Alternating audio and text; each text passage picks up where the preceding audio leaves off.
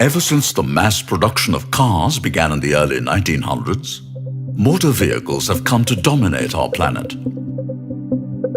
Starting in the 1950s, the construction of modern expressways has kept pace with humanity's growing transportation needs. Today, some of the fastest road expansion is happening in India. In addition to new roads, old two-lane highways are being upgraded to 4- or 6-lane expressways at a rapid pace. Wherever such highways cut through forest areas, the consequences to wildlife are horrendous.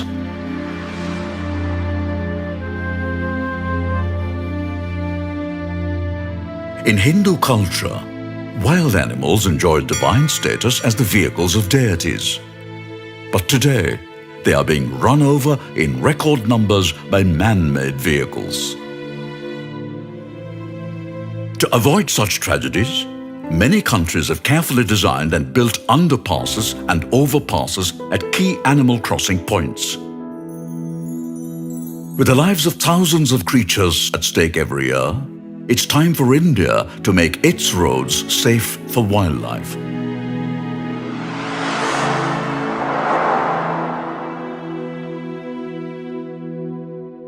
Few countries in the world can match India's natural diversity and richness. Our nation is home to the largest population of wild tigers, the only population of lions outside Africa, and the largest number of Asian elephants.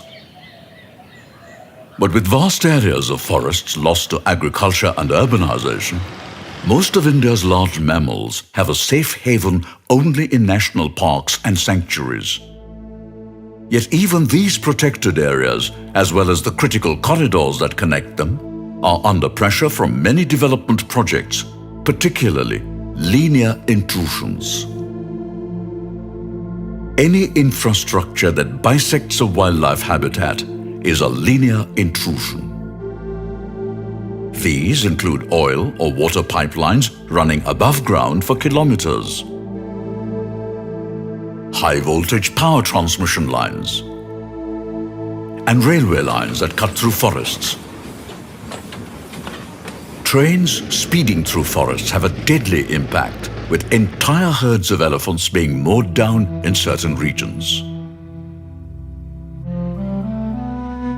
Power lines can be fatal too, and again, elephants are frequently the victims of electrocution. Even pipelines affect wildlife by creating an insurmountable barrier for most animals. Beyond such visible impacts, all linear intrusions have one immense consequence. They divide a natural habitat and thus weaken its ecological integrity. This forest has been bisected in one direction by a high-tension power line and in another direction by a road, thus fragmenting a previously intact ecosystem into 4 pieces. The breaking up of large blocks of natural habitat into smaller pieces as a result of human activities is considered one of the most serious threats to wildlife. Of the various types of linear infrastructure, a road is the worst enemy of a forest because it exposes its previously untouched interior to a host of problems, including logging, poaching, mining, invasive weeds, and man-made forest fires. To top it all, with vehicles plying day and night, a road also turns the peaceful heart of a forest into a death trap for wildlife. Animals don't understand the deadly consequences of roads and cannot judge the speed at which modern vehicles travel. In fact, they often unwittingly use the comfortable surface for resting or moving around. A poorly maintained or potholed road may force vehicles to go slow, giving animals some chance to get out of the way. But when it's resurfaced, even a narrow road turns deadly. Imagine an animal trying to cross this busy highway through a forest. Just the noise from the traffic can be frightening. And then there's the matter of judging when it is safe to cross. Now, oops, that would have been fatal.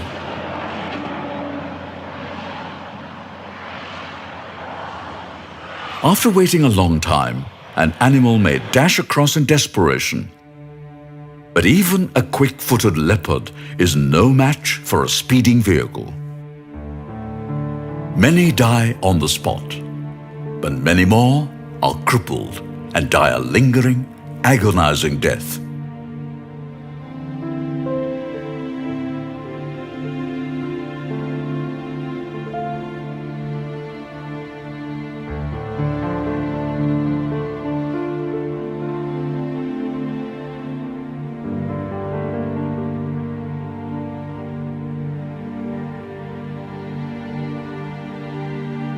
It's not only ground-dwelling animals that are affected.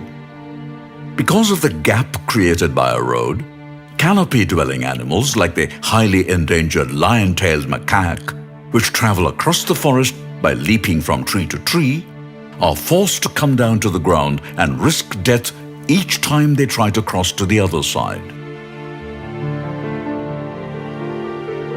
Today, roads and highways running through India's national parks and sanctuaries expose animals to a variety of ills, including pollution, stress, injury, and death. India has allocated vast resources for conserving its national animal, the tiger. But many are killed on highways that run through or adjoining the same forests that were set aside to save them. When a tigress was run over in a tiger reserve in South India, the 3 cubs in her womb died with her. With only about 4,000 wild tigers left in the world, we can scarcely afford such losses. In 2016, the elephant was deservingly declared India's national heritage animal. Elephants need vast home ranges and follow the same traditional routes in search of food, water, and shelter generation after generation. Today, they have to cope with busy highways that cut across their ancient migratory pathways. This young bull elephant just about manages to cross the dividing median. But what about a small calf like this? On the modern highways that we have created, the plight of baby elephants is truly heart-rending. Compassion, culture, ethics, and ecology all demand that we factor in the needs of wildlife while designing highways. Just erecting signboards achieves nothing. Animals often try to sneak across roads at night, but are blinded and disoriented by headlights. Drivers, in turn, are often unable to see an animal darting across in the dark. 6 people were seriously injured in this accident involving a night bus and a bull gaur on a road adjoining the Nagarhole Tiger Reserve in Karnataka. In West Bengal, a lorry collided with an even larger animal. The driver survived, but the elephant didn't stand a chance. A young bull elephant like this could have lived for another 35 years and fathered many calves. His premature death is a big loss for India's elephant population. From the largest creatures to the smallest, from the fastest to the slowest, no animal is safe today. With vehicle-animal collisions at epidemic proportions, we can no longer dismiss these losses as the price of progress, especially when many solutions are available to address the problem. Typically, when planning a highway, the highest priority is given to the shortest route between 2 points, even if that is likely to cause irreparable devastation. However, if the long-term ecological ill effects are factored in, building roads through important wildlife habitats is clearly not in our national interest, as they fragment and permanently damage these priceless natural assets. A more sustainable and permanent solution would be to create a bypass around a wildlife area. This is neither impractical nor utopian, given that we routinely build bypass roads around cities and towns. Even when it comes to existing old roads through crucial wildlife habitats, it is often possible to create a bypass outside the forest and then decommission the existing road. Like this section of the Mysore-Manantawadi road through the Nagarhole Tiger Reserve in Karnataka, which is rapidly returning to nature. The yellow marking shows the original stretch of road through the Tiger Reserve on which many animals had died. Instead of resurfacing this road and continuing its use, a 10-kilometer bypass, which is shown in red, was constructed.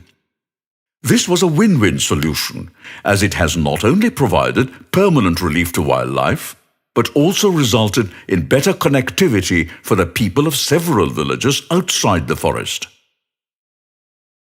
Where such a bypass is just not feasible, scientifically designed mitigation measures must be provided for animals to cross the road safely.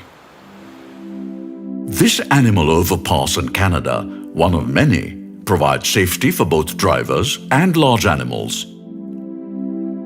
This animal underpass in Kenya was specially created to provide safe passage to migrating elephants.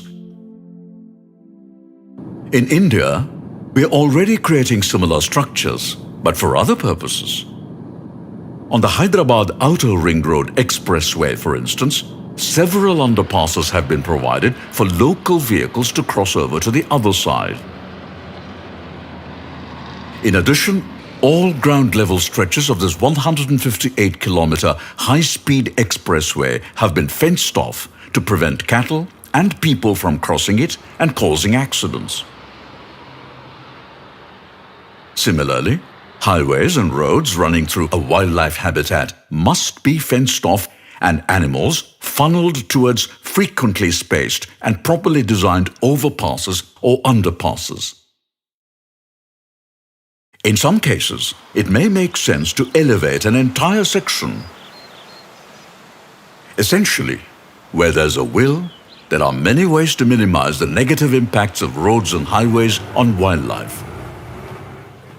What is required is a mindful approach to development that factors nature into the planning process.